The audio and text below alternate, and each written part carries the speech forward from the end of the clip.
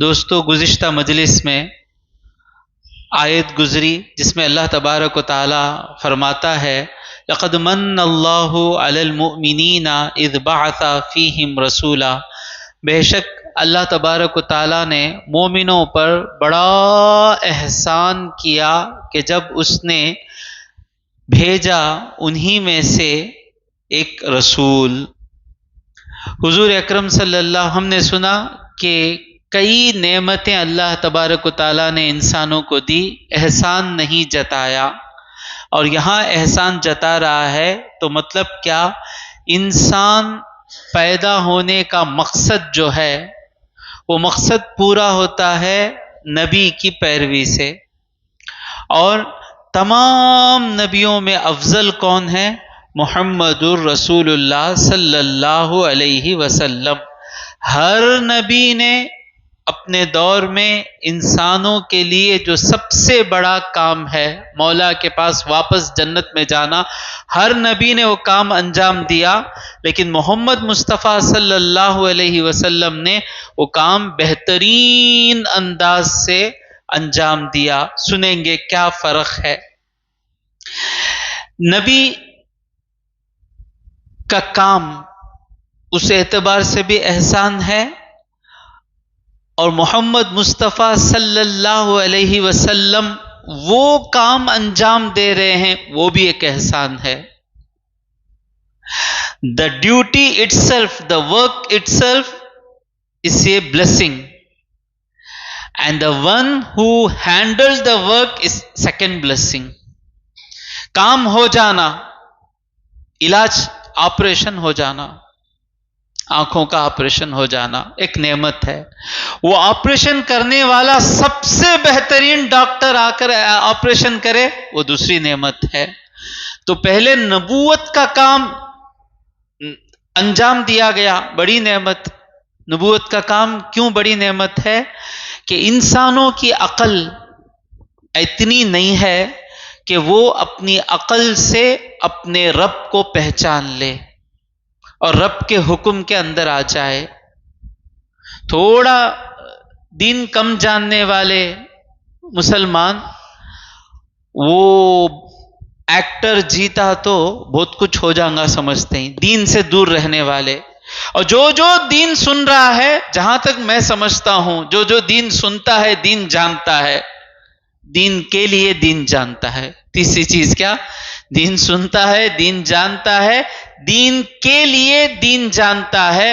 ایسے کسی بھی آدمی نے اس ایکٹر کو ووٹ نہیں کیا ہوگا، اس کا دین اسے روک رہا ہے۔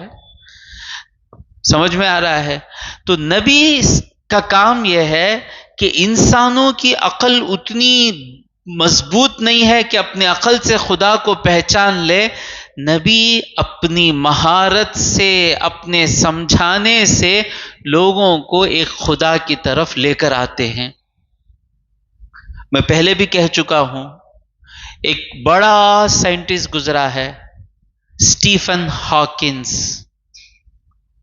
یاد ہے آپ کو اسٹیفن ہاکنس؟ کیسا تھا باؤ نے؟ سارا جسم اس کا لقوہ ہو گیا تھا۔ وہ ایک چیئر اس کے لیے بنائے تھے، وہ چیئر اس کے جو سینس کرتی تھی، احساس، وہ چیئر پر بیٹھا رہتا تھا۔ کبھی آپ گوگل میں دیکھیں اسٹیفن ہاکنس، بڑا سائنٹسٹ، کئی سال کے ریسرچ کے بعد اس فیصلے پر پہنچا، اس کی عقل کہاں تک لے کر آئی؟ There is no God۔ اتنا سوچ کر سائنٹسٹ کا سوچنا بیاس نہیں رہے گا، سوچ کر پہنچا، بولا یہ بھی خدا نہیں، یہ بھی خدا نہیں، یہ بھی خدا نہیں، یہ بھی خدا نہیں۔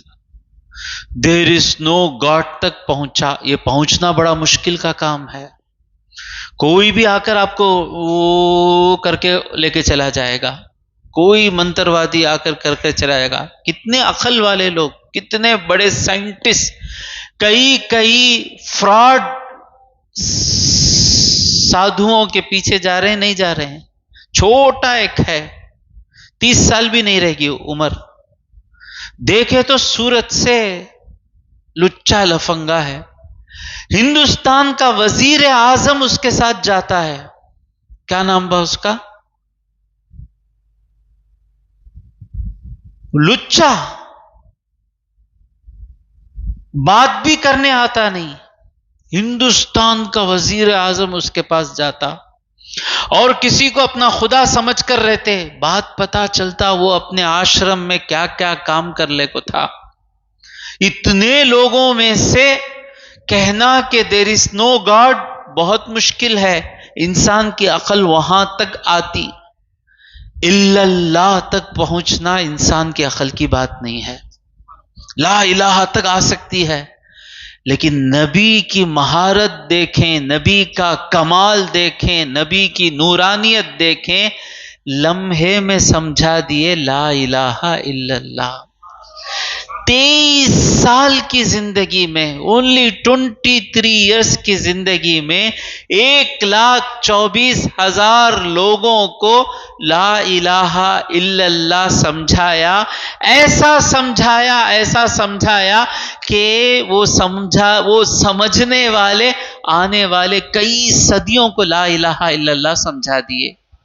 اور وہ سمجھنا اتنا اسٹرانگ ہے کہ 1400 سال کے بعد بھی محمد مصطفیٰ سے جس کا وابستگی ہے ان سب کو لا الہ الا اللہ سمجھ میں آتا ہے.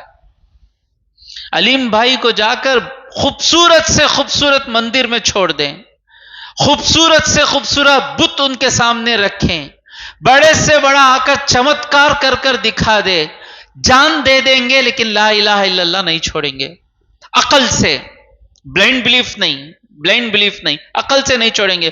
کس کا کمال ہے؟ نبی کا کمال ہے. ایک ہے اصل خدا تک پہنچا دیتے ہیں نبی.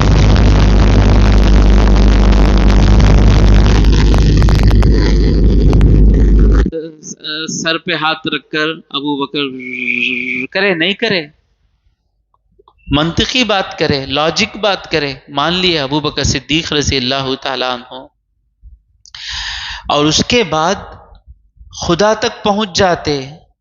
وہ خدا کے ساتھ رہنے کے لیے کیا کرنا ہے وہ بھی سکھاتے.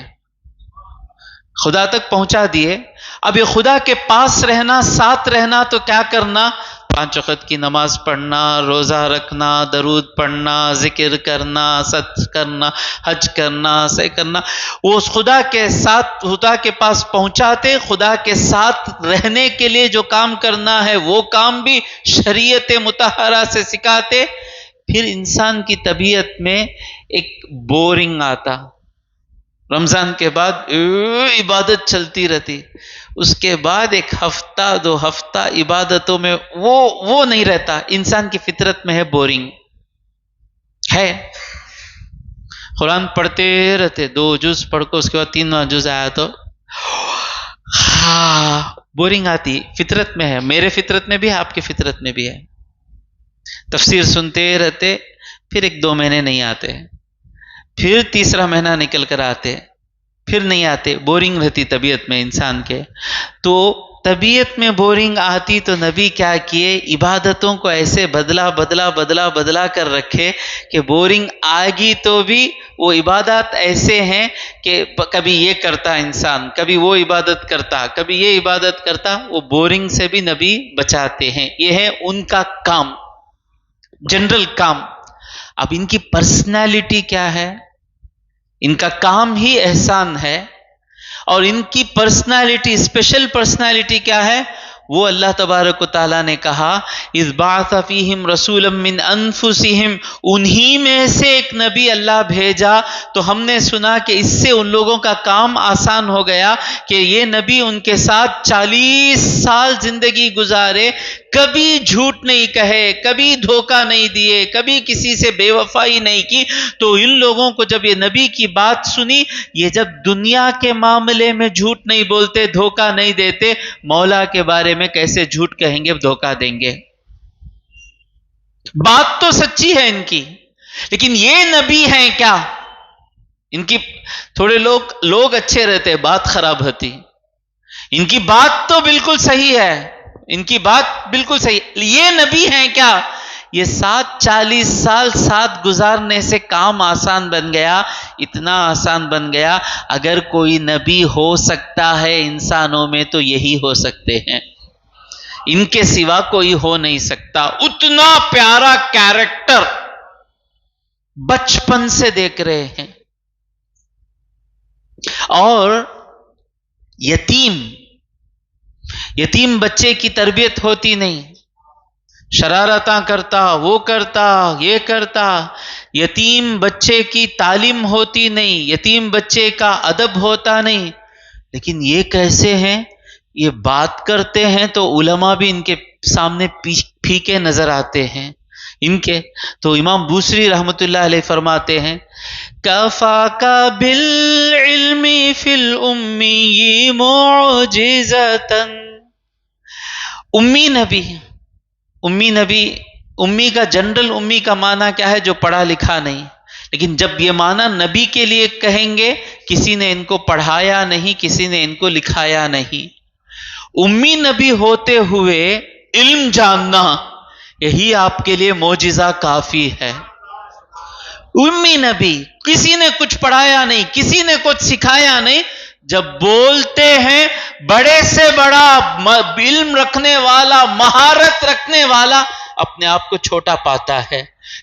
کفاک بالعلم فی الامی معجزۃ فی الجاہلیت والتأدیب فی الیتوم، جاہلیت میں اور یتیم ہوتے ہوئے یہ ادب، یہ اخلاق، یہ کردار، یہی آپ کے نبی ہونے کے لیے معجزہ کافی ہے۔ یہ سب جو قصیدہ بردہ جو لکھا جاتا ہے، یہ چھوٹی چیزیں نہیں ہیں، یہ آیت کی تفسیر لکھ رہے ہیں۔ تو 40 سال ہمارے ساتھ ان نبی عربوں کے ساتھ رہ کر رسول ہوئے، تو ان کے لیے ماننا آسان ہو گیا، مان لیے نا، جو ان سے جتنا قریب تھا وہ مان لیا، اور جو نہیں بھی مانا، جو آپ کے دین میں داخل نہیں بھی ہوا، آپ کے چچا ابو طالب، لیکن آپ کو جھوٹا نہیں کہے، میرا بھتیجا سچا ہے، تو مطلب کیا؟ ایک اعتبار سے نبی ہونے کو تو مان رہے ہیں، دین میں داخل نہیں ہوئے، ایک۔ اور دوسری چیز کیا ہے؟ حضور ان لوگوں کے ساتھ تھے، اور ہم نے سنا کہ ان لوگوں نے دیکھا کہ حضور کسی کے سامنے جا کر بیٹھے نہیں علم سیکھنے کے لیے، کسی کے پاس سے جا کر کوئی کتابیں سنے نہیں، کوئی چیز سیکھے نہیں کسی سے۔ تو حضور اب جو باتیں کر رہے ہیں، یہ باتیں عربی زبان میں کوئی ایسی بات کر نہیں سکتا، چیلنج کر رہے ہیں کہ میں جو باتیں کر رہا ہوں ایسا ایک سورہ لکھ کر لاؤ، کوئی نہیں لا رہا ہے، بھائی سکھائے بغیر کون اتنا اچھا بات کر سکتا؟ Chance less for a human to learn to become an expert in any language without learning from other person, impossible. کوئی سکھائے بغیر علم اس لینگویج میں ماہر ہو جانا نہیں پاسبل۔ اور باتیں کیا بتا رہے ہیں؟ پرانے زمانے میں کیا ہوا، موسیٰ علیہ السلام کے زمانے میں کیا ہوا، عیسیٰ علیہ السلام کے زمانے میں کیا ہوا۔ یہ لوگ 40 سال دیکھے آپ کو کہ آپ کسی کے پاس جا کر نہیں بیٹھے، یہ بھی ان کے لیے آسان ہو گیا۔ اور تیسری چیز کیا تھی؟ یہ جو بات کر رہے ہیں، یہ بات بالکل عقل کے مطابق ہے۔ ایسی کئی چیزیں رسول ان کے درمیان رہنے کی وجہ سے ان کے لیے ماننا آسان ہو گیا۔ یتلو علیہم آیاتہ، اس کی نشانیاں پڑھ کر سناتے ہیں، یہ نبی آئے، نبی ہی پڑھ کر سنا سکتے ہیں۔ وَيُزَكِّيهِمْ وَيُعَلِّمُهُمُ الْكِتَابَ، ایک ہے آیتیں پڑھ کر سنانا، ختم نہیں، آیتیں پڑھے سمجھ گئے۔ شہر رمضان الذی انزل فیہ القرآن ھدی للناس وبینات من الھدی والفرقان، کیا آج جو عربی زبان سیکھ لیا بچہ 2 سال 3 سال اسے سمجھ میں آتا؟ رمضان کا مہینہ وہ ہے جس میں قرآن نازل ہوا، جس میں ہدایت ہے لوگوں کی۔ 3 سال عربی پڑھا تو سمجھ میں آ جاتا نہیں، تو صرف حضور تلاوت کر دیتے، عمر فاروق کو سمجھ میں آ جاتا، صدیق اکبر کو سمجھ میں آتا، علی مرتضیٰ کو سمجھ میں آتا، آیتیں پڑھتے ہی سمجھ میں آ جاتا نا۔ اللہ کہہ رہا ہے وَيُزَكِّيهِمْ، اور انہیں صاف کرتے ہیں۔ کیوں صاف کرتے ہیں؟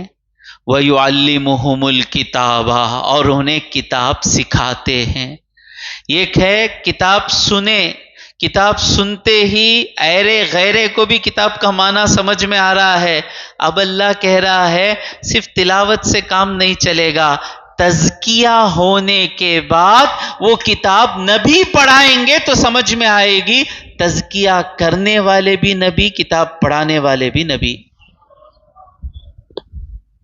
نہیں مانے قرآن کا انکار۔ اب یہ تزکیہ کیا ہے؟ تزکیہ نکلا ہے زکوٰۃ سے۔ زکوٰۃ کا معنی کیا ہے؟ تطہیر، تنقیہ، اور تیسرا ہے نما۔ تطہیر کا مطلب ستھرا ہونا، تنقیہ کا مطلب صاف ہونا، نما کا مطلب بڑھنا۔ یہ تینوں معنی زکوٰۃ میں ہے۔ زکوٰۃ آپ دیتے ہیں، آپ کا مال صاف اور ستھرا ہو جاتا ہے، پھر آپ کے مال میں برکت آ جاتی ہے۔ 1 لاکھ ہے میرے پاس 10 لاکھ ہیں، 10 لاکھ کی زکوٰۃ کتنا ہے؟ 25,000۔ 10 لاکھ کی زکوٰۃ نے 25,000 نکال دیا، میرا جو 9,70,000 پر 5,000 ہے پاک ہو جاتا، اور 9,70,000 پر 5,000 بڑھنے والا برکت والا ہو جاتا زکوٰۃ نکالنے کے بعد۔ ہوتا جو زکوٰۃ نکال رہا ہے ہر سال زکوٰۃ نکال رہا ہے اللہ کے فضل سے۔ اب یہاں تزکیہ کا مطلب کیا ہے؟ حضور اکرم صلی اللہ علیہ وسلم پہلے مومنوں کے دلوں کو ستھرا کرتے ہیں، شرک نکال دیے۔ شرک رکھ لے کر قرآن پڑھیں گے، قرآن سمجھ میں نہیں آئے گا۔ شرک نکال دلے، کفر نکال دلے، ظلم دلوں سے نکال دلے، دلوں سے کنجوسی نکال دلے، دلوں سے کینہ نکال دیے۔ یہ سب نکالنے کے بعد یہ ہے صاف ستھرا کرنا، گندگی نکال دیے، اس کے بعد صاف کرتے ہیں۔ شرک نکال کر توحید بھر دیتے ہیں، کفر نکال کر ایمان بھر دیتے ہیں، حقد نکال کر محبت بھر دیتے ہیں، ظلم نکال کر انصاف بھر دیتے ہیں۔ ایک طرف سے دل سے ساری گندگیاں جاتی ہیں، دوسری طرف سے دل میں ساری صفائیاں آتی ہیں۔ وَيُزَكِّيهِمْ، ایک طرف سے گندگیاں دھوتے ہیں حضور، ایک طرف سے پاک چیزیں اندر ڈالتے ہیں۔ جب یہ دل گندی چیزوں سے نکل گیا، اب یہ سوچ میں ظلم نہیں آتی، یہ سوچ میں شرک نہیں ہے، یہ سوچ میں غیر اللہ پر بھروسہ نہیں ہے، یہ سوچ میں دنیا کی خواہش نہیں ہے۔ دنیا کی خواہش نکالتے، آخرت کی خواہش بھر دیتے۔ جب یہ دل اس طرح ہو جاتا، اب کتاب سکھاتے۔ اب جب کتاب سکھاتے ہیں، ایک ایک آیت کئی معنی دیتی ہے۔ ضرب اللہ مثلا کلمۃ طیبۃ کشجرۃ طیبۃ اصلها ثابت وفرعها فی السماء۔ اللہ کی باتوں کی مثال کیسی ہے؟ ایک درخت کی جیسی ہے جس کی جڑیں ثابت ہیں اور جس کی شاخیں آسمان میں ہیں۔ تو صاف ستھرا ہونے سے پہلے قرآن سمجھیں گے، کیا بھی سمجھ میں نہیں آئے گا، کیا بولتے ہیں انہوں؟ وَعَلَى اللَّهِ فَلْيَتَوَكَّلِ الْمُؤْمِنُونَ، اللہ پر ہی مومن بھروسہ کریں، اللہ پر بھروسہ کریں۔ کیوں سمجھ میں نہیں آ رہا ہے؟ کیوں مزہ نہیں آ رہا ہے؟ ابھی تک دل میں دوسروں پر ڈیپینڈ ہونا ہے، اللہ پر بھروسہ کرنا ابھی دل میں آیا نہیں۔ میں نے دیکھا ہے اپنی آنکھوں سے ایسے لوگوں کو جو غیر اللہ پر ٹیکہ نہیں لیتے، اپنی سیلری رکھتے ہوئے سیلری پر بھروسہ نہیں کرتے، اپنی کمانے والی اولاد کے ہوتے ہوئے اولاد پر بھروسہ نہیں کرتے، مولا پر بھروسہ کرتے ہیں۔ جب ان کے سامنے آیتیں پڑھی جاتی ہیں، ان کے دل کی حالت ہی الگ رہتی ہے۔ تو نبی صلی اللہ علیہ وسلم عربوں میں جو جہالت تھی، گمراہی تھی، شرک آتا کہاں سے ہے؟ میں پہلے بھی بولا ہوں، شرک آتا کہاں سے ہے؟ کیوں شرک آ جاتا ہے انسانوں میں؟ آپ بولیں میں درود پڑھ کر، جو بولنا چاہتے ہیں بولیں، جو انتظار کرنا چاہتے ہیں درود پڑھیں، میں پانی پیتا ہوں۔ اللہم صلی علی سیدنا۔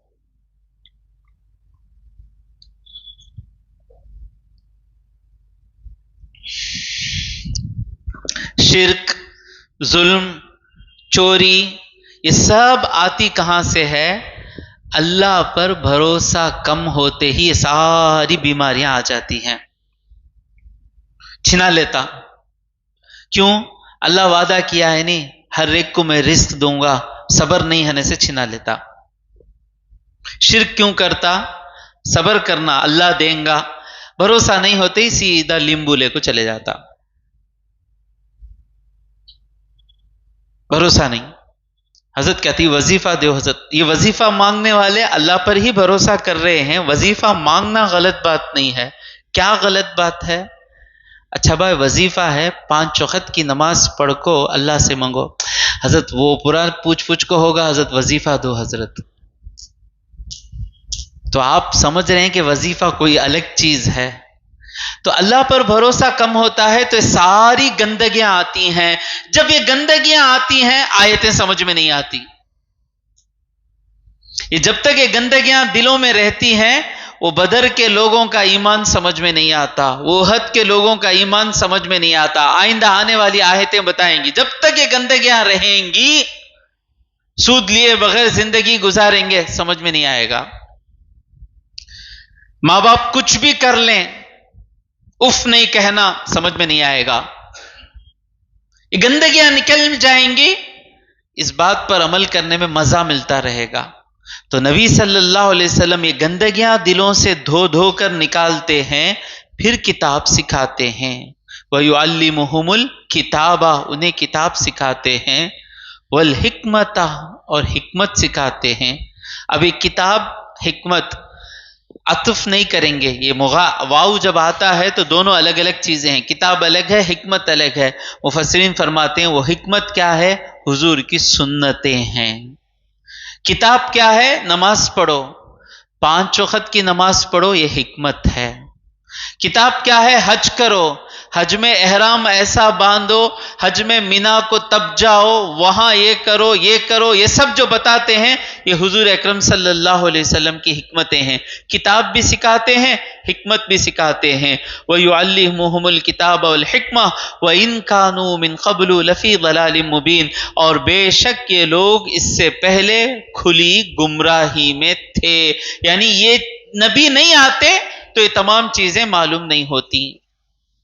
اب آئیں، ہر نبی ایک کام کرتے نا، ہر نبی ایک کام کرتے، دوسرے نبیوں کو بھیج کر اللہ تبارک و تعالیٰ نے احسان نہیں جتایا، من اللہ نہیں کہا، اس نبی کو بھیج کر من اللہ کیوں کہا؟ ان کا کام دیکھیں، ہر نبی کا کام سر آنکھوں پر۔ حضور کی شان بیان کرتے وقت یہ لحاظ رکھیں، کسی بھی نبی کی شان میں رائے کے دانے کے برابر بھی کمی نہیں آئے گی، سارے چمکتے ہوئے ستارے ہیں۔ سب سے اولا و اعلیٰ ہمارا نبی، یہ بولیں گے سوا کسی کو نقص نہیں بولیں گے، سب پیارے ہیں، سب کی محنتیں، سب کی کوششیں کوئی انسان نہیں کر سکتا، ہر نبی کی وہ کوشش ہے۔ لیکن ان کا پڑھانا کیسا ہے؟ کتاب، حضور کی کتاب، وہ کتاب کیسی ہے؟ قیامت تک آنے والے لوگوں کو وہ کتاب جو بھی پڑھے گا بہت یوزفل بک بھائی بولے گا۔ اب دیکھیں حضور کی امت میں 1000 سال پہلے جو ٹیکنالوجی تھی، جو دنیا تھی، وہ 1000 بعد کے بعد نہیں ہے، ٹوٹلی ڈیفرنٹ دنیا ہے، ٹیکنالوجی پر چل رہی ہے، میڈیکل سائنس اتنا امپروو کر گیا ہے۔ 1400 سال کے عربوں کو بھی وہ کتاب پڑھتے تھے تو فائدہ ملتا تھا، 1000 سال کے پہلے کے لوگ بھی وہ کتاب پڑھتے تھے تو فائدہ ملتا تھا۔ عربی پڑھتے تھے تو بھی فائدہ ملتا تھا۔ فخر الدین رازی پڑھتے ہیں، اتنے ماہر، ان کو بھی مزہ ملتا ہے. امام غزالی پڑھتے ہیں، ان کو بھی مزہ مل رہا ہے. ابن خلدون پڑھ رہے ہیں، ان کو بھی مزہ مل رہا ہے. آج تک کے سائنٹسٹ بھی پڑھتے ہیں اور پڑھ کر لا الہ الا اللہ محمد رسول اللہ پڑھ رہے ہیں. ایسی کتاب قیامت تک کتنی بھی ٹیکنالوجی عروج پر چلی جائے، آج تک کوئی کہا نہیں کہ دس بک از آؤٹ ڈیٹڈ. نہیں بولتا، نہیں بول سکتا. اب کتنا بھی سائنس میں ڈیولپمنٹ کر جائے، کرنے کے بعد وہ اوپر سے اوپر پہنچنے کے بعد بھی وہ نہیں کہہ سکتا کہ دیکھو ہم لوگ اتنا اوپر آ گئے، اس کتاب میں لکھا ہے اوپر نہیں آ سکتے. ایک آیت بتا نہیں سکتا. خوبصورتی اس کتاب کی. اب یہاں حضور کی شان میں کمی دیکھنے والے، حضور خالی آئے، کتاب سنا کو چلے گئے. جتنا سبجیکٹ بھاری رہتا ہے اتنے بڑے استاد کو اس سبجیکٹ پڑھانے کے لیے چنا جاتا ہے. کسی بھی کالج میں جتنی مشکل کتاب، کتنی ماہر کتاب رہے گی، اسے پڑھانے کے لیے ویسے ماہر کو بھیجا جائے گا. تو ظاہر ہوا، ثابت ہوا کہ قرآن ہر سائنٹسٹ کو ہدایت دینے والا ہے، ہر سائنٹسٹ کو سکھانے والا ہے. تو ماننا پڑے گا قرآن کو سکھانے والے محمد مصطفیٰ کا علم ہر سائنٹسٹ سے افضل والا ہے. ورنہ حضور کو کتاب سکھانے والا جو اللہ تبارک و تعالیٰ بولا، اس بات پر ڈاؤٹ آ جائے گا. اور یہ کتاب میں قیامت تک آنے کا ذکر بھی ہے. اور یہ کتاب ایسی ہے کہ اس کے آنے کے بعد جتنی بھی کتابیں تھیں ان کو ہٹایا نہیں گیا، وہ سلیبس اپڈیٹ کیا گیا. وہ پرانی کتابوں میں جو باتیں تھیں وہ کتابیں اس میں ہیں. فیہا کتب قیمہ، وہ ساری کتابیں اس کتاب میں ہیں. تو یہ کیسے نبی ہیں اور اللہ کہہ رہا ہے کہ یہ کتاب پڑھاتے ہیں؟ تو محمد مصطفیٰ تورات پڑھانے والے، محمد مصطفیٰ انجیل پڑھانے والے، زبور پڑھانے والے، قیامت آدم علیہ السلام سے لے کر قرآن آنے تک جتنے بھی کتابیں اتری وہ تمام کتابیں پڑھانے والے، پڑھانے کی صلاحیت رکھنے والے کون؟ محمد الرسول اللہ صلی اللہ علیہ وسلم. یہ ہیں نبی ہمارے. ظالموں نے نبی کی محبت سے لوگوں کو دور کیا. کیا حضرت اتنا خالی حضور حضور حضور بولتے نا حضرت. ہاں جاؤ، اب انہیں جا کو بولتا ایکٹر ایکٹر ایکٹر بولتا، کرے سو کام تمہیں. حضور کی مجلسوں میں بیٹھنے والا نہیں بولتا، اس کے دل میں ایک ہی محبت رہتی. وہ محبت کو بھی مٹا کر بیٹھے، اب رولے کو بیٹھے ہی. آگے آیت سنیے، بسم اللہ الرحمن الرحیم. اب یہ احد کی جنگ چل رہی نا. اولما اصابتکم مصیبت قد اصبتم مثلیہا، اور جب تمہیں کوئی مصیبت پہنچے، حال یہ ہے کہ تم اس سے زیادہ پہنچا چکے ہو. ایک مصیبت پہنچی. کیا مصیبت پہنچی؟ احد کے جنگ میں 70 لوگ شہید ہو گئے. وہ بولتے بولتے اللہ کہہ رہا ہے تم کو مصیبت پہنچی، لیکن حال یہ ہے کہ تم ایسی دگنی مصیبت پہنچا چکے ہو بدر میں. یعنی بدر میں 70 کافر مرے اور 70 کافر قیدی ہو گئے. احد میں ایک مسلمان بھی قیدی نہیں ہوئے. بدر میں ان کو 70 کو قتل کیے اور مال غنیمت بھی حاصل ہوا. احد میں 70 مسلمان تو شہید ہوئے، مسلمانوں سے 1 روپیہ بھی مال غنیمت لیا نہیں گیا. تو بات بتانے کا انداز دیکھیے، جب تمہیں کوئی مصیبت آتی ہے حال یہ ہے کہ تم ان کو دگنی مصیبت پہنچا چکے ہو. قلتم انا ھذا، تم کہو گے کہ یہ کہاں سے ہو گیا؟ اللہ تو خدا ہے، ہم تو اللہ کی راہ میں نکلے تھے، محمد مصطفیٰ کی باتیں سنتے تھے، پھر کیسے ہمارا نقصان ہو گیا؟ حضرت میں اچھا تھا، حضرت اچھا کمالے کو تھا، حضرت نماز پورا پڑھنا شروع کرا، حضرت حالت ایسی ہوگی، حضرت کیسا؟ حضرت میں بہت اچھا آدمی، حضرت فجر کی نماز برابر پڑھتا ہوں، ماں باپ کو جو دینا ہے برابر دے ڈالتا ہوں، مسجد کی بھی خدمت کرتا ہوں، سوسائٹی کی بھی خدمت کرتا ہوں، ہم ناچ کئی کو حضرت ایسا ہوتا؟ اتنے سوال۔ اور ہم علماء کو بھی، ہم تو علماء ہیں، وارث نبی ہیں، ہماری حالت کیوں ایسی ہے؟ یہ سارے سوالوں کو اللہ کہہ رہا ہے تم کو کیا ملا وہ تو تھوڑا دیکھ لو، کیا گیا وہ تو دیکھ رہے ہو، کیا ملا تو دیکھو۔ یہ آیت کا نہیں، میں جنرل کہہ رہا ہوں، مسلمان ہو کو مجھے کیا ملا؟ مجھے کیا ملا؟ شراب پینے سے میں بھی بچ گیا، میرا باپ بھی بچ گیا، میرا بیٹا بھی بچ گیا، میرا بھائی بھی بچ گیا، اس سے بڑھ کو کیا ہونا؟ ہمارے درمیان سود کے بغیر قرض لینا قرض دینا چل رہا ہے، اس سے بڑھ کر کیا ہونا؟ تم ماں ہو تو تمہارے بچوں کی جنت، تمہارے بچے تمہیں دیکھتے ہیں تو ماں کے قدموں میں جنت ہے سمجھ کر دیکھ رہے ہیں، اس سے بڑھ کر کیا ہونا؟ تم کسی کوئی بابا، کوئی سادھو، کوئی سامی تم کو ٹھکا نہیں سکتا، فراڈ چیٹ نہیں کر سکتا، تم ایسی زندگی جی رہے ہو، اس سے بڑھ کر کیا ہونا؟ کسی بت کے سامنے تم اپنا سر نہیں جھکاتے ہو، اللہ واحد قہار کے سامنے سر جھکاتے ہو، اس سے بڑھ کر کیا ہونا؟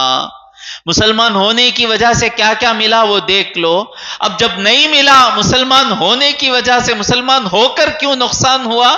اللہ کہتا ہے قل، اے حبیب تم فرماؤ، ہوا یہ جو ہوا نقصان، من عند انفسکم، تمہاری وجہ سے ہوا، تمہارے سبب سے ہوا۔ احد میں کیا بولے حضور صلی اللہ علیہ وسلم؟ وہاں سے نہیں ہٹنا بولے، جب تک نہیں ہٹے کامیابی تمہارے قدم چوم رہی تھی، وہاں سے ہٹے تو نقصان ہوا۔ تو یہ قیامت تک آنے والے مسلمانوں کے لیے سبب ہے کہ حضور کی باتوں پر چلتے ہوئے پورے کے پورے حضور کے نقش قدم پر چلیں گے، کبھی بال برابر ذہن میں خیال نہیں آئے گا کہ مسلمان ہو کر مجھے کیا ملا، ہم کو نہیں آیا آج تک، حالانکہ ہم اتنے پرفیکٹ نہیں ہیں۔ باوجود پرفیکٹ نہ ہوتے ہوئے حضور کے طریقے پر چلنے کا دل لے کر ہیں، بس ہمارا دل لے کر بیٹھے ہیں، ہمیشہ خواہش رہتی ہے حضور کے نقش قدم پر چلنا۔ جب گر جاتے ہیں، پھسل جاتے ہیں، گناہ کر دیتے ہیں، دکھ ہوتا ہے، سمجھتے ہیں کہ ہم برباد ہو گئے، ہم بھٹک گئے، پھر راستے پر آتے ہیں۔ صرف اتنا گزارنے والے کے ذہن میں کبھی یہ خیال نہیں آیا کہ میں مسلمان ہونے سے میرا نقصان ہو گیا۔ اب جتنا آپ پرفیکٹ ہوتے جائیں گے کبھی یہ ذہن میں آئے گا نہیں، تو مسلمان ہوں، کلمہ پڑھ رہا ہوں، میرا نقصان ہو رہا ہے، کہیں نہ کوئی نہ کوئی بڑا گناہ کر رہا ہوں۔ زیادہ مثالیں میں دینا نہیں چاہتا، بڑے سے بڑا حرام کام کر دیتے، اب آ کر پوچھتے حضرت میں نماز پورا پڑھ لے کو ہونا، میری حالت صحیح ہے نا؟ میرے بھائی وہ کام تو کھلم کھلا حرام تھا نا، کیوں کیے؟ کر دیے، اب اس کا نقصان اٹھا رہے ہو۔ پھر حضور اکرم صلی اللہ علیہ وسلم کے دین پر چل کر کہاں نقصان ہوا؟ ذرا غور کریں، ذرا غور کریں، نقصان ہوا کیا کرے؟ حضور بولے جیسا چلے، کیا نہیں چلے؟ قل ہوا من عندی، مثال یہاں تک آ رہی ہے، بولا تو کئی دل ٹوٹ کر چکنا چور ہو جائیں گے، اس لیے نہیں بول رہا ہوں۔ قل ہوا من عند انفسکم ان اللہ علی کل شیء قدیر، بے شک اللہ تو یہ ہے کہ اللہ ہر چیز کر سکتا ہے، لیکن اللہ تبارک و تعالیٰ نے ایک نظام بنایا ہے کہ اس نظام پر چلنے سے کامیابی ہے، اس نظام سے ہٹنے سے پیچھے ہٹ جانا ہے۔ تو اللہ کے نظام سے نیچے اتر کر نقصان اٹھائے سوا اللہ کی قدرت پر شک مت کرو۔ وما اصابکم، ایک وجہ ہے نقصان ہونے کی، ایک وجہ کیا ہے کہ حضور کی بات نہیں سنے، دوسری وجہ کیا ہے؟ وما اصابکم یوم التقى الجمعان، اور جو مصیبت تمہیں آئی اس دن جس دن دو جماعتیں لڑی تھیں، ٹکرائی تھیں، فبإذن اللہ، اللہ کے حکم سے ہوا تھا۔ اذن کا معنی ہے پرمیشن۔ اب پرمیشن بولیں گے تو اللہ کے لیے پرمیشن نہیں ہے، اللہ کے لیے حکم ہوتا ہے۔ جو بھی ہوا اللہ کی ہی اجازت سے ہوا، اللہ کی اجازت نہ ہوتی تو وہ لوگ ایک صحابی کو بھی شہید نہیں کر پاتے تھے۔ پہلی بات کیا؟ اللہ کا ایک نظام ہے، وہ نظام سے ہٹیں گے تو نقصان ہوگا، نظام بنانے والا اللہ، اس لیے نقصان ہوا۔ دوسری چیز کیا؟ اس کے پیچھے اللہ تبارک و تعالیٰ کی حکمت ہے۔ ہر چیز جو ہو رہی ہے وہ ہمارا ایک امتحان ہے. اس وقت وہ کوشش کرے، اس وقت کیا کوشش کرنا یہ سوچنا سوا کیوں ہوا یہ سوچنا ہی نہیں. کئی مرتبہ ٹینشن نہیں آئے گا. کیا کرنا یہ ٹینشن لینا سوا کئی کو ہوا نہیں. وَلِيَعْلَمَ الْمُؤْمِنِينَ، اللہ دکھائے مومنوں کو. کون؟ اللہ جانے کا معنی نہیں کرنا ہے. یہاں خالی عربی سیکھ لے تو کیا کریں گے؟ اللہ جانے کہ کون مومن ہے، اور یہ کہ اللہ جانے کہ کون منافق ہے. اللہ جانے کا مطلب کیا؟ اس کے پہلے اللہ نہیں جانتا تھا. یہاں معنی کیا ہے کہ اللہ دکھائے کہ کون مومن ہے اور کون منافق ہے. منافق چھپ کو بیٹھا رہتا. اب یہ ایکٹر نہیں آتا تھا تو سارے کے سارے عاشقان رسول دکھتے تھے. اب یہ آئے بات پتا چلا کون کون گوبر دل میں لے کر بیٹھے ہیں، کس کے دل میں حضور کی محبت ہے اور کس کے دل میں گوبر ہے پتا چلا. تو ایسے موقعوں پر ہی ایک امتحان ہوتا ہے، فلٹر ہوتے ہیں لوگ. اب وہ گوبر والوں معلوم ہو کے بعد کیا کرنا شروع کرے؟ ہر مسجدوں میں سینما کے خلاف لڑائی شروع ہوگی. نہیں، ہر مسجدوں میں سینما نکو دیکھو، سینما نکو دیکھو. اللہ کے ہر کام کے پیچھے ایک حکمت رہتی. اللہ بتائے کہ کون مومن ہے اور اللہ تبارک و تعالیٰ دکھائے کہ کون منافق ہے. تو مدینے سے نکلنے کا آیا، منافق بھی اندر بیٹھا ہے. تسبیح پڑھ لے کو، اللہم صلی علی سیدنا محمد لا الہ الا اللہ محمد رسول اللہ. اب یہ جنگ نہیں ہوتی تو منافق کون مومن کون معلوم نہیں ہوتا. اور یہ نقصان ہونے کے بعد اب منافق کون مومن کون اب معلوم ہوتا. کبھی کبھار سب دبک کو بیٹھے رہتے، سب کچھ اچھا رہا سو ٹائم سب خاموش رہتے. ہاں اچھی تفسیر بھائی، اچھی تفسیر، اچھی تفسیر. ایک کچھ یہ ہوتا مجھے تب سے معلوم بھائی انہوں برابر عالم نہیں بلکہ تم لا پورے بیٹھے ہی بگو میں بھی خاموش سن لے کو بیٹھا تھا بھائی. وہ پانی پیتے سو اندازی ان کا برابر نہیں. کیا بولا تو تم لا پورے مجھے آ کو پکڑیں گے. انہوں گاڑی میں آتے سو گاڑی بھی برابر نہیں، انہوں ہی سو آدمیاں بھی برابر نہیں، واچ بھی برابر نہیں. مجھے معلوم تھا پہلے سے انہوں برابر نہیں معلوم تھا. کیا کہ تم لا بیٹھے نہ بیٹھے اب دیکھو معلوم ہوگا منہ سے نکلتا. اب اللہ بتا رہا ہے یہ جنگ کیوں ہوئی، یہ نقصان. بدر کی طرح اور ایک بدر ہو جاتی اور 1000 منافقاں بھی بیٹھ کو لا الہ الا اللہ بولنے کو رہتے تھے. ہمیں ان کو صحابہ سمجھ جاتے تھے. یہ احد ہونے سے ابی بن سلول کون بول کو معلوم ہوا، نہیں تو ہمیں صحابہ سمجھ کو بیٹھ جاتے تھے.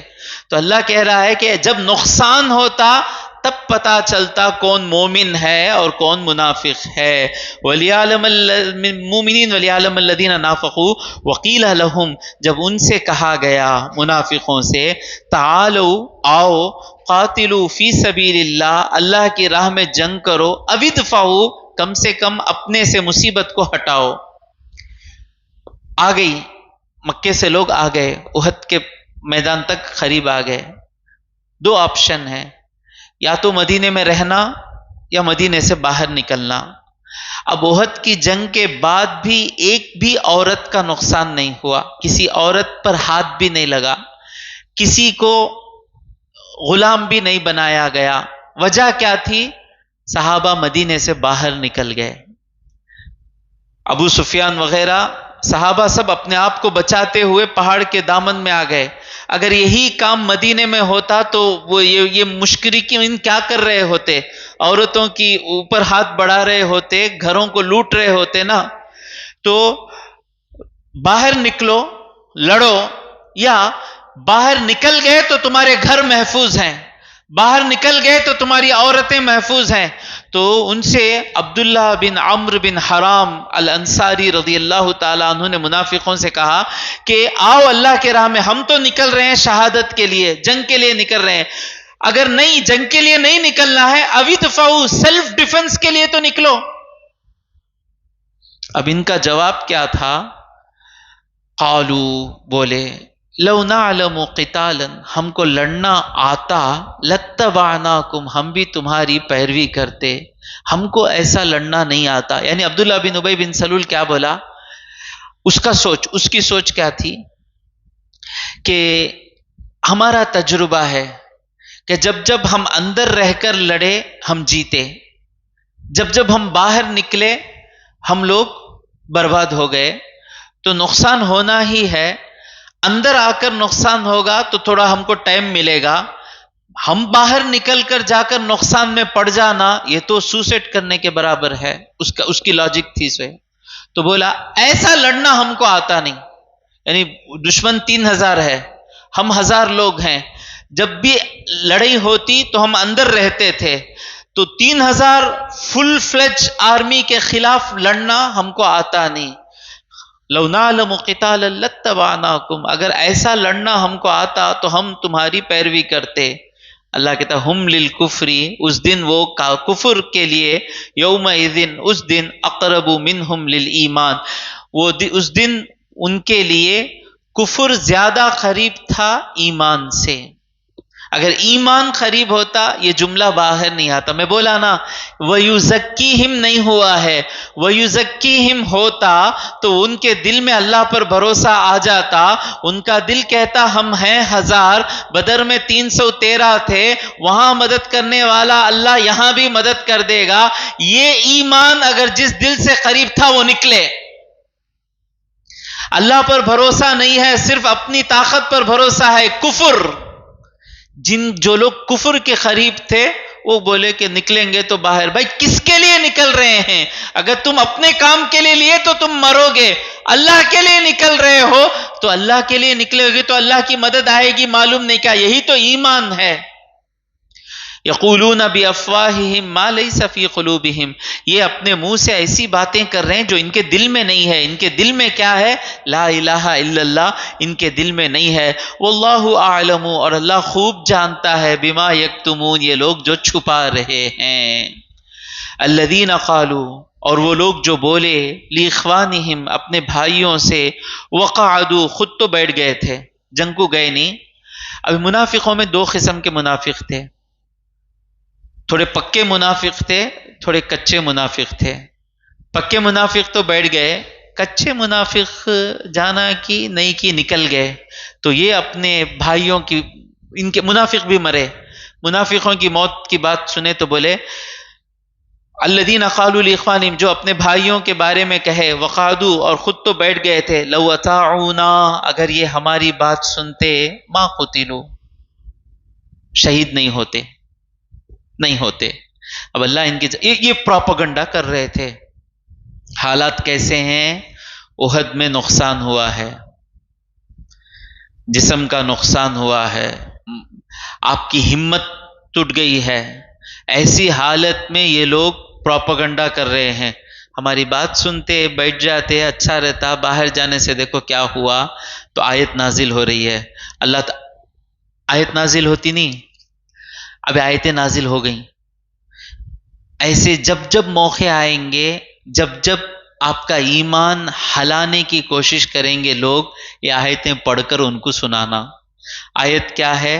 قل اے حبیب تم فرماؤ، فدرؤ ہٹا دو، ان انفسکم الموتا اپنی جانوں سے موت کو ہٹا کر دکھاؤ، ان کنتم صادقین اگر تم سچے ہو. تمہاری بات سنے تو شہید نہیں ہوتے تھے، جنگ میں مرتے نہیں تھے. اگر ایسا ہے، اتنی آپ کی بات میں کمال ہے، آپ کی بات میں، تو آپ اپنی گھر میں بیٹھے ہیں نا، گھر میں اپنے آپ کو موت سے بچا کر بتاؤ. نہیں بتا سکتے، کیوں؟ تقدیر، اللہ جب چاہے تبھی موت آئے گی. اب یہاں ایک سوال آتا، حضرت موت تو آئے گی نہیں آئے گی وہ تو اللہ کے ہاتھ میں ہے، لیکن مشکل سے بچنا یہ تو اللہ ہم نے بولا ہے نا، مشکل سے بچنا ہمارے ہاتھ میں ہے. تو یہ مشکل، موت ہمارے ہاتھ میں نہیں ہے لیکن مشکل سے بچنا ہمارے ہاتھ میں ہے. وہی تو وہ لوگ کر رہے ہیں، پھر اللہ ان کو کیوں کہہ رہا ہے کہ موت کو ہٹا کر بتاؤ؟ سوال سمجھ میں آ رہا ہے؟ نہیں آ رہا ہے؟ وہ لوگ بولے کہ یہ لوگ ہماری بات سن کر جنگ کو نہیں جاتے تو قتل نہیں ہوتے. اللہ کہہ رہا ہے اے حبیب تم ان سے فرماؤ، تمہاری جانوں سے موت کو ہٹا کر دکھاؤ اگر تم سچے ہو. یعنی تمہاری بات سنتے تو جنگ میں مرتے نہیں، اچھا تمہاری بات سن لے کو بیٹھتے ہی، یہاں موت نہیں آ کو رہ سکتے کیا؟ سوال ہو رہا ہے نا، یہاں موت آ. اب کیا بولیں گے؟ موت تو ہاتھ میں نہیں حضرت، بچنا تو دوسرے کو بول سکتے نا، با گڑا ہے با بول سکتے نا. تو ویسا نہ وہ لوگ بولے، ان کو اللہ تبارک و تعالیٰ یہ بات کیوں کہہ رہا ہے؟ یہ بات بولنے والا اللہ ہے، میں نہیں بول سکتا۔ مرنا جینا جس کے ہاتھ میں ہے وہ بول رہا ہے، جس کے ہاتھ میں موت ہے، جس کے ہاتھ میں زندگی ہے، وہ بولا نبی کی بات سنو۔ تو اس کے ہاتھ میں ہے اور اس کے ہاتھ میں جو موت ہے اس کی بات سن کر گئے، بچے تو بھی زندگی، مرے تو بھی زندگی، اور اسی زندگی اس کی بات سن کے جا کے شہید ہو گئے، تو اسی کے لیے انسان جی رہا ہے۔ ہم سب کا مقصد کیا زندگی کا؟ ہم سب جو زندگی جی رہے ہیں، یہ زندگی کا مقصد کیا؟ کیا دعا کرتے آخر میں ہم؟ اے اللہ ساری زندگی تیرے رضا کے سائے میں رکھ، جب آخری وقت آئے ہم سب کے زبانوں پر لا الہ الا اللہ محمد رسول اللہ، یہی ہر مومن کی خواہش ہے نا، اللہ کی رضا حاصل کرنا، اللہ خوش ہو جانا، ایسی حالت میں دنیا سے جانا کہ اللہ خوش ہو جائے۔ یہی نا انہیں منافق، لیکن انہیں اپنے آپ کو کیا بول رہا ہے؟ یہ بات اللہ مشرکوں سے نہیں کہہ رہا ہے، اللہ ایک بات کہہ رہا ہے منافقوں سے۔ منافق کی زندگی کی کامیابی کیا ہے؟ اللہ کی رضا میں چلے جانا، اس دنیا سے جائے تو اللہ کی رضا میں چلے جانا، یہی اسلام کی کامیابی ہے۔ تو وہاں جانے والا جسے موت آتی ہے، مطلب کیا؟ وہ اپنی منزل کو جلدی پہنچ جاتا ہے۔ تو جب اللہ کے حکم سے آپ نکل رہے ہو تو آپ کی زندگی بھی اللہ کے ہاتھ میں، آپ کی موت بھی اللہ کے ہاتھ میں۔ اگر موت مل گئی تو زندگی سے پیاری ہے وہ موت۔ اب اللہ کہہ رہا ہے جب میں کہہ رہا ہوں نکلو تو تم کہہ رہے ہو کہ تمہاری بات سنتے تو نہیں بچ جاتے، میرے خلاف کھڑنے میں موت دینا تمہارے ہاتھ میں ہے، میرے ہاتھ میں ہے۔ میری راہ میں نکلنے والا کوئی برباد نہیں ہوتا، یا تو شہید ہوتا یا تو مال غنیمت لے کے لوٹتا۔ قُلْ فَادْرَءُوا عَنْ أَنفُسِكُمُ الْمَوْتَ إِن كُنتُمْ صَادِقِينَ۔ اس کے بعد جو آیت آ رہی ہے انشاءاللہ آئندہ مجلس میں سنیں گے کہ جو شہید ہو گئے ان کو کیا ملتا ہے۔ یہ قرآن کی سیکوینس چل رہی ہے۔ انشاءاللہ جو اللہ کے راہ میں شہید ہو گئے ان کا مقام کیا ہے، آئندہ مجلس میں ہم سنیں گے۔ اللہ تبارک و تعالیٰ سے دعا ہے کہ مولا جو کچھ کہا اور سنا اس پر عمل کرنے کی توفیق عطا فرمائے۔ وآخر الدعوانا ان الحمد للہ رب العالمین۔